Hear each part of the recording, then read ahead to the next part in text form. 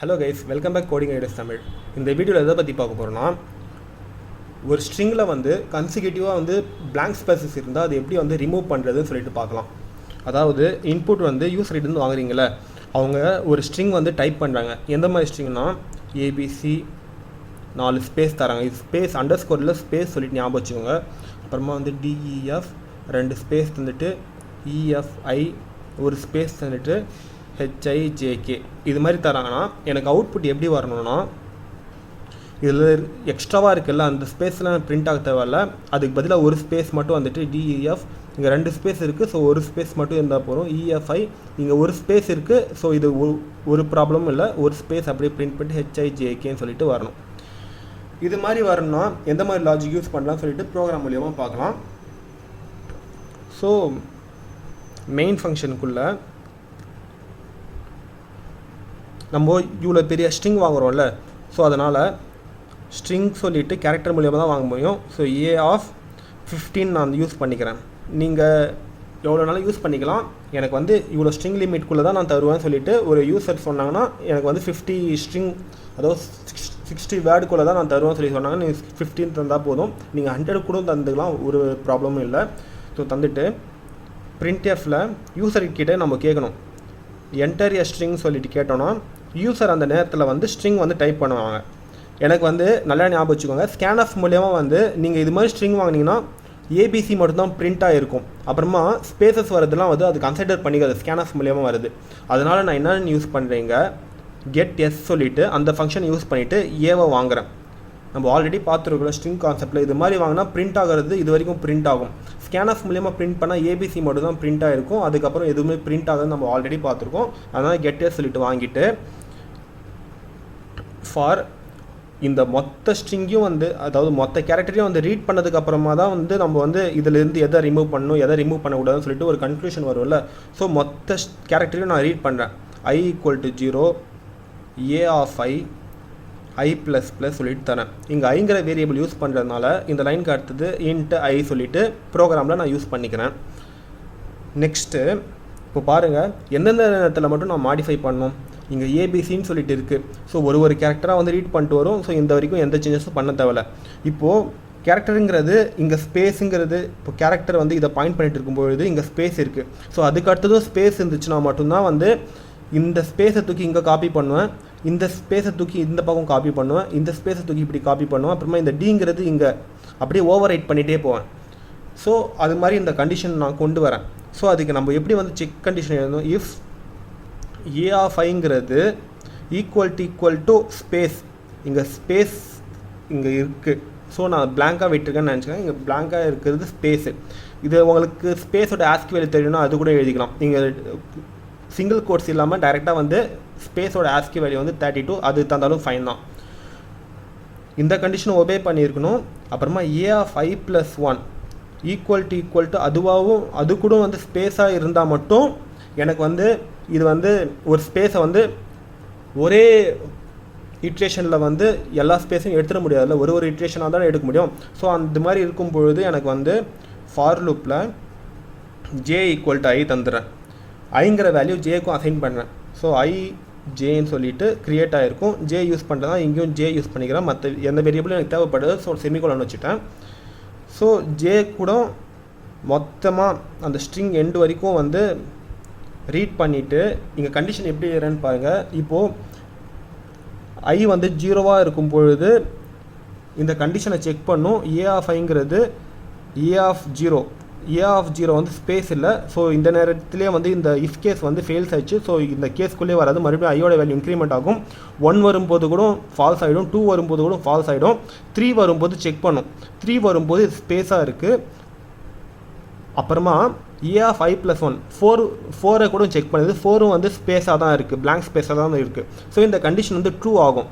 True ஆயிடுச்சுன்னா இந்த for லூப்புக்குள்ளே என்ன பண்ணுறேன், இந்த ஸ்பேஸை தூக்கிட்டு இங்கே ஓவர் ரைட் பண்ண சொல்கிறேன், இந்த ஸ்பேஸை தூக்கி இங்கே ஓவர் ரைட் அப்படியே பண்ணிகிட்டே போகிறேன். ஸோ அது மாதிரி பண்ணும்போது எப்படி வரும்னு பாருங்கள், A of J equal to A of J plus 1 இது மாதிரி தந்துட்டேன்னா இந்த ஸ்பேஸ் இங்கே ஓவர் ரைட் ஆகிடும். அப்படியே ஒரு இதுவாக வந்து லெட்டராக வந்து ஓவர் ரைட் ஆகிட்டு இந்த ஒரு ஐட்ரேஷனில் வந்து எனக்கு எப்படி அவுட்புட் வந்துருக்குன்னா ஏபிசி 4 ஸ்பேஸ் இருக்கிறது 3 ஸ்பேஸாக மாறி இருக்கும். அப்புறம் டிஇஎஃப் இதெல்லாம் எந்த சேஞ்சஸும் நடக்காது, இது மட்டும் தான் ஓவர் ரைட் ஆகும். ஏன்னா வந்து கண்டிஷன் வந்து அங்கே தான் பாயிண்ட் பண்ணிட்டுருக்கு. அப்புறம் 2 ஸ்பேஸ் இஎஃப்ஐ, ஒரு ஸ்பேஸ் ஹெச்ஐ ஜேகேன்னு சொல்லிட்டு வரும். கரெக்டாக இந்த நல் கேரக்டர், அதாவது நல் கேரக்டர் இது இருக்குது, இதுவும் வந்து இங்கே காப்பி ஆகிடும், இப்படி இருக்கும். இப்போது நான் இந்த 3 ஸ்பேஸ் இருக்குது 2 ஸ்பேஸாக மாற்றணும். இப்போ ஐங்கிறது இதை பாயிண்ட் பண்ணி 0 1 2 3 3யை பாயிண்ட் பண்ணிருக்கு, ஜேங்கிறது 3யை பாயிண்ட் பண்ணிவிட்டு ஜேவோட வேல்யூ ஒரு வேல்யூவாக இன்க்ரிமெண்ட் ஆகி எனக்கு இது மாதிரி வந்துடும். ஸோ ஐங்கிறது இங்கே இருக்குது, ஜேங்கிறது பாருங்களேன் ஜே கண்டிஷன் தானே, ஜே ஈக்குவல் டு 3யாக இருக்கும். So A of J condition வந்து ட்ரூ தான், ஏன்னா அது ஒரு ஸ்பேஸு.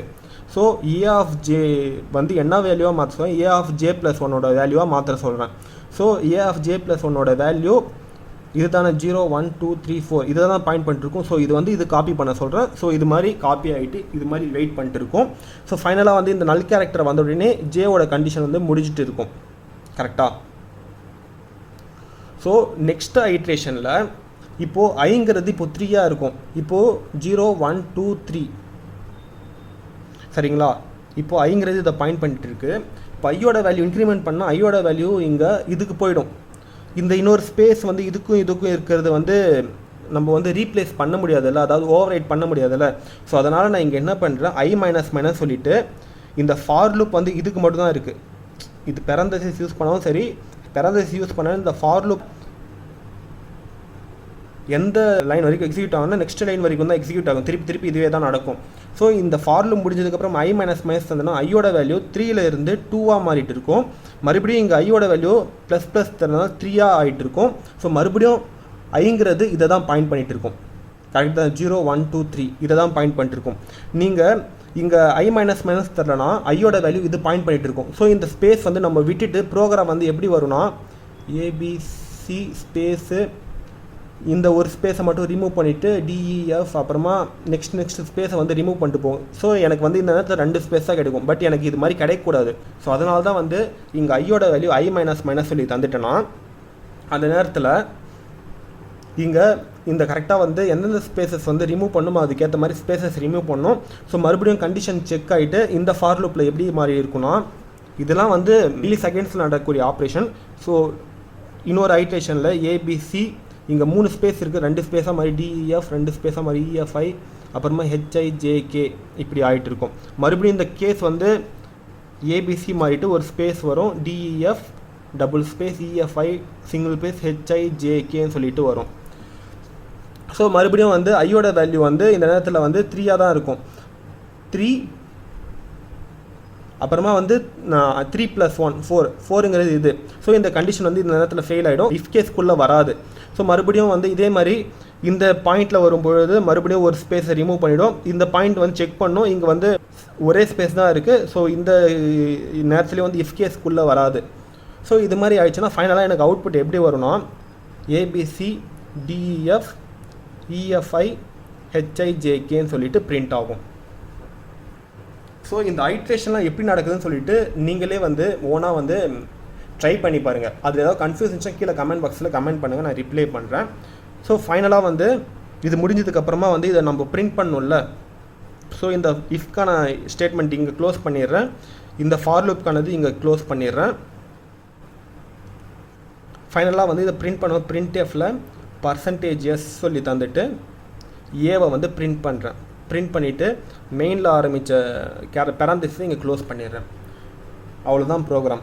இப்போது இதுக்கான அவுட்புட் வந்து செக் பண்ணி பார்க்கலாம் கம்பைலரில் கரெக்டாக ஒர்க் ஆகுதா இல்லையான்னு சொல்லிட்டு. ஸோ நோட்ஸில் எழுதின மாதிரியே ப்ரோக்ராம் இங்கே காப்பி பண்ணியாச்சு. இங்கே வந்து நீங்கள் ஸ்பேஸ் இங்கே டேரெக்டாக தந்தாலும் ஃபைன் தான், சிங்கிள் கோட்ஸ்க்குள்ளே, இல்லை வந்து அதுக்கான ஆஸ்கியூஎல் எது தந்தாலும் ஃபைன் தான். அதே மாதிரி ஐ மைனஸ் மைனஸ் இருந்தாலும் சரி தான், இல்லை I equal to I minus தந்தாலும் சரி தான், எல்லாமே வந்து சேம் தான்.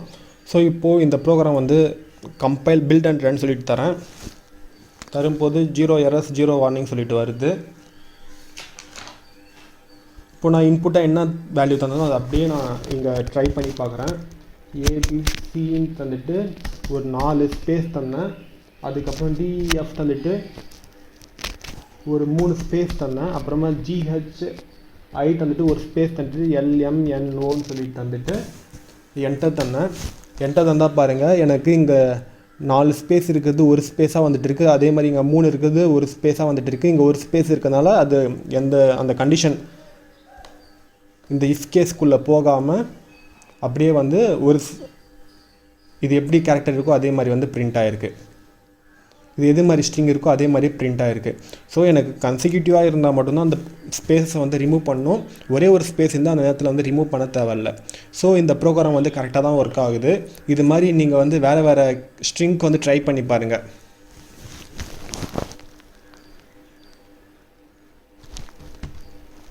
India is my country. இது மாதிரி வந்து என்டர் தந்தேன்னா இந்தியா இஸ் மை கண்ட்ரின்னு சொல்லிட்டு ஒரு ஸ்பேஸாக வந்துருக்கு. இங்கெல்லாம் எவ்வளோ ஸ்பேஸ் இருக்குது, இங்கே எவ்வளோ ஸ்பேஸ் வந்துருக்குன்னு சொல்லி பாருங்கள்.